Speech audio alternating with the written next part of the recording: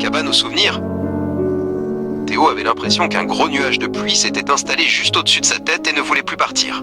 Depuis que sa maman était devenue une étoile dans le ciel, toutes les couleurs du monde lui semblaient grises et tristes. Pour fuir le silence de la maison, il se réfugia dans la forêt derrière chez lui. Les grands arbres, vêtus de leurs feuilles d'or et de cuivre, semblaient le comprendre sans un mot. Le vent qui soufflait dans leurs branches chuchotait des secrets apaisants rien que pour lui. Au cœur de la forêt, il découvrit une clairière secrète où la lumière dansait. C'était l'endroit parfait.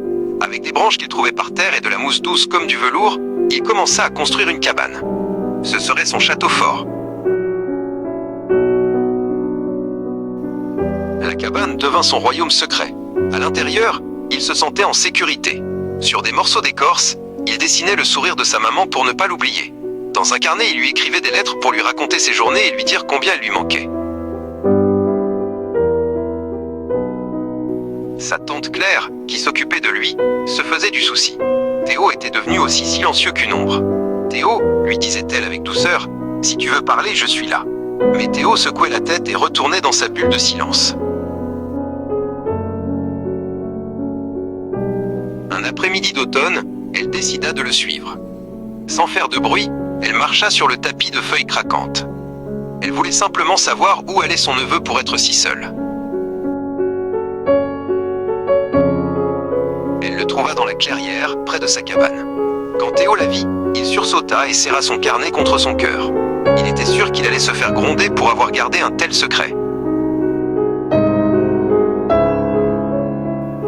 Mais tante Claire ne le gronda pas. Elle s'assit à côté de lui sur une vieille souche d'arbre. « C'est un très bel endroit, dit-elle. Puis-je voir ce que tu dessines ?» Avec hésitation, Théo lui tendit son carnet.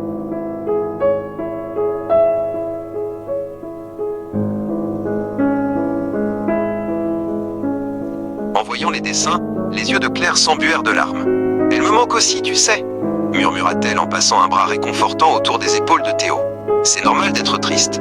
Tu n'es pas tout seul. »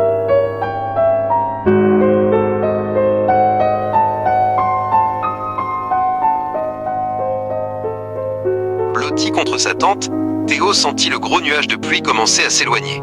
Un petit rayon de soleil perça enfin les nuages de son cœur.